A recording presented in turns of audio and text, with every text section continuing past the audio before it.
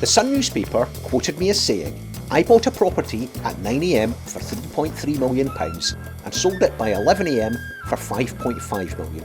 That was a £2 million profit before lunchtime." If you want to replicate my success, listen up. Today, I'm going to reveal the type of property that I invest in and some of my property strategies. 3, 2, 1, go!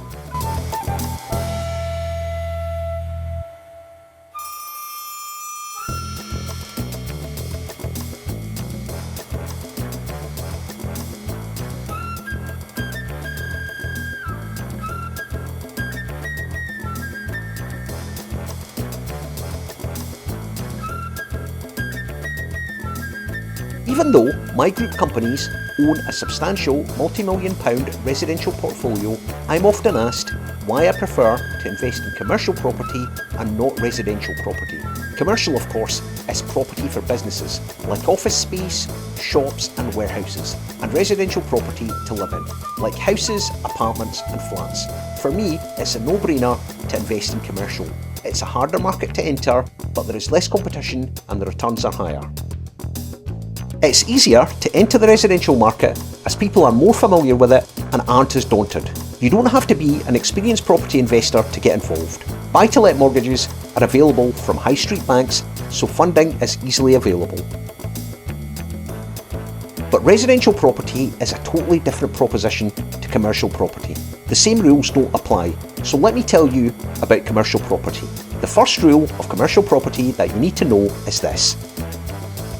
The same building can be worth a different amount of money depending on whether it's tenanted or vacant. If it's vacant, the building has a vacant possession value. If there are tenants, it has an investment value. The investment value fluctuates depending on who the tenant is and the length of the lease. In other words, the more secure the income, the more the building is worth. That all sounds a bit complex, doesn't it? Let me give you a real-life example. A firm of property agents introduced a property to us. The introducing agent charged us a fee to acquire the property on our behalf. The agent was acting as a property sourcer. This sourcer was a chartered surveyor with a degree in property management from Glasgow University. He knows his stuff. He's not a guru who attended a weekend crash course on how to become a property millionaire.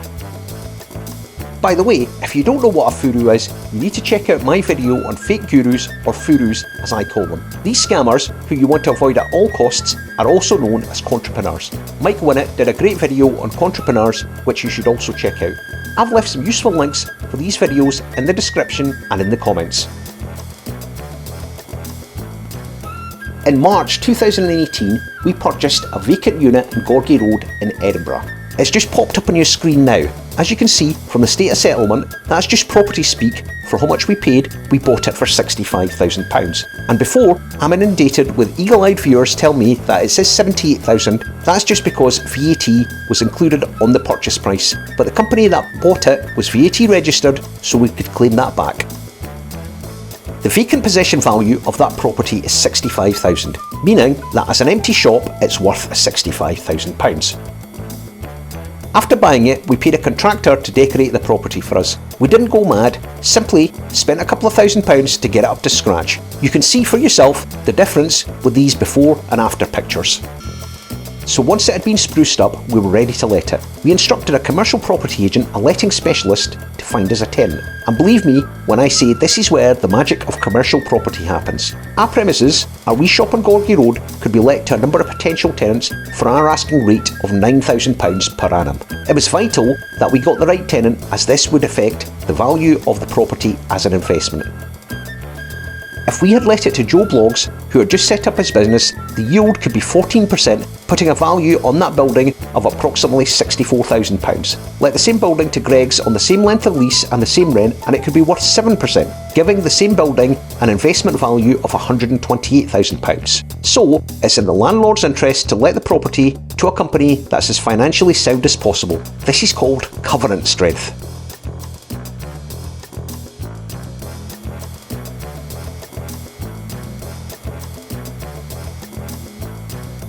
The more sound the tenant, the better the covenant and the investment value of the property. Remember the phrase covenant strength, as it'll come up time and time again in property speak. Our agents let the property on a 10-year lease to Luke Anthony Hair Academy. They weren't the only ones having a good hair day. As soon as the lease was finalised, we put the property on the market for sale as an investment and accepted an offer of £110,000. That represented a yield of around 8%. We sold it for £45,000 more than we paid for it. And if you think about it, all we did was find a tenant. That's called asset management. We are going to cover different types of asset management in detail in future videos, so make sure you subscribe to my channel and hit that notification bell. As a side note, we also collected several £1,000s in rent for the property while it was being marketed. A nice wee bonus.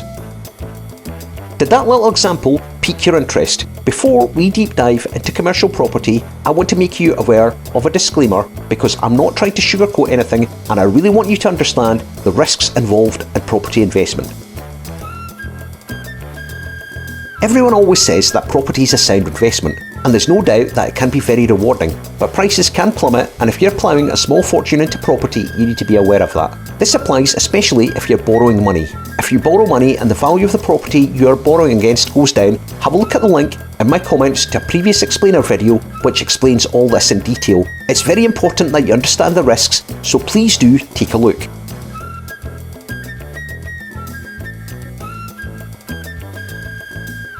I've already explained that part of the reason I love commercial property is because it's a harder market to enter than residential. There is less competition and the returns are higher.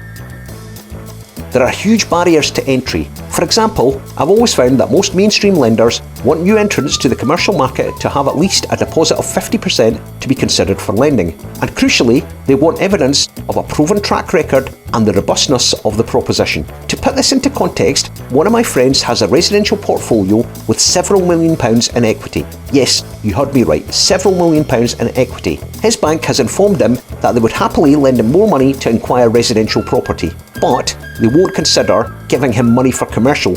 That just shows you how hard it can be to get on the commercial property ladder. If a lender does agree to fund the investor's commercial property plans, they will want to minimise their risk. Don't forget, lenders haven't fully recovered from the crash of 2009 and it's harder to get them to part with their money. They will minimise risk by making sure the property they lend against has a long secure income stream. So they want a great tenant with a long lease, which is problematic for a new entrant because it means you can't easily get funding to buy a property to asset manage and add value to in the way I did with my wee shop on Gorgie Road. As I said earlier, unlike residential property, commercial property's value is determined by how secure and consistent the income is going to be.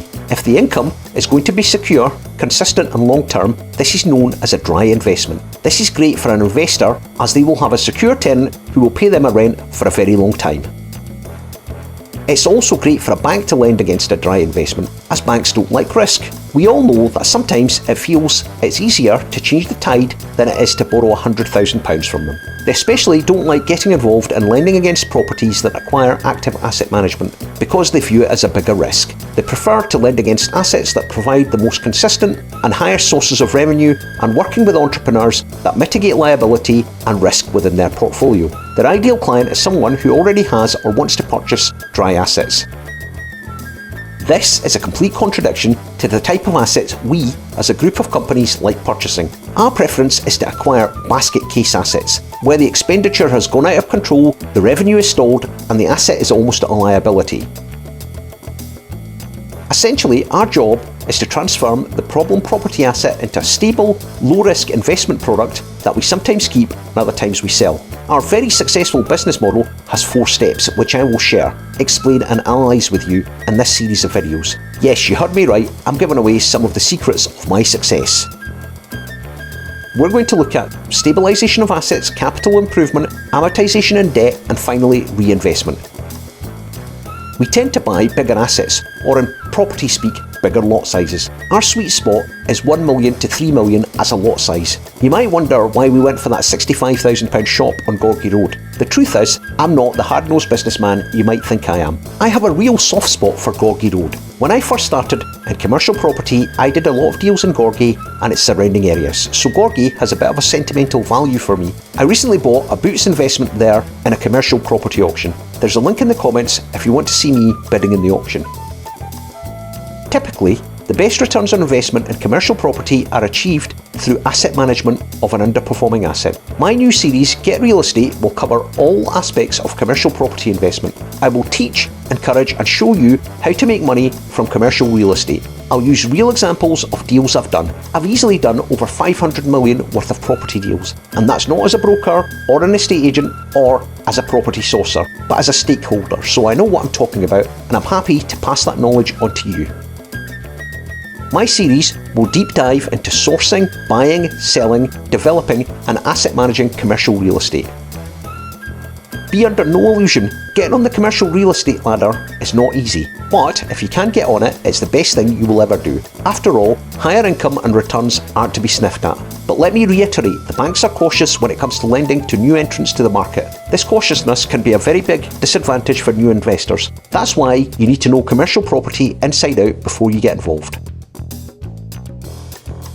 So what are you waiting for? Let me help you understand commercial real estate. I'm bursting with advice and ideas, and remember, it won't cost you a penny. I won't try and sell you any courses, books, or even sneak oil for that matter. Nor will I try and grab your details and stick you in a sales funnel. Heck, I won't even try and sell you any merchandise. On second thought, let me take that back. I might one day try and sell you a Rab the Rockstar t-shirt. You might be wondering who Rab the Rockstar is. Well, he's no rival to Liam Gallagher, but he was the world's first entrepreneur, and there's a link to his videos which are also on my YouTube channel at the end of this video. Rab will be making some guest appearances on this channel to explain some of the complex business terms we're going to encounter in this series.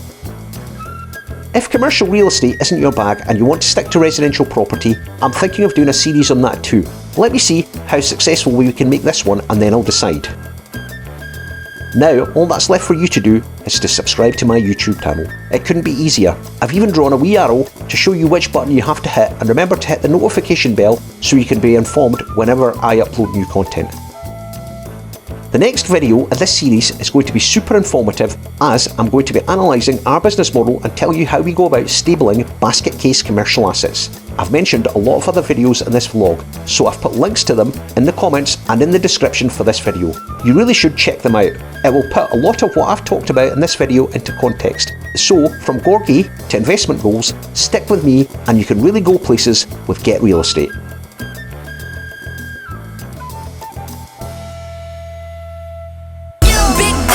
Stay with a paper trail, stay with 100 mil, big house in the hills. Do you want to get rich in property? It's easy. Let me tell you how. Just set yourself up as a private property educator and offer a mentorship program. You can charge between $1,000 and $30,000 per mentee. Don't worry about qualifications. Anyone can call themselves a private property mentor or educator. There's no regulation of any sort. It's like the Wild West.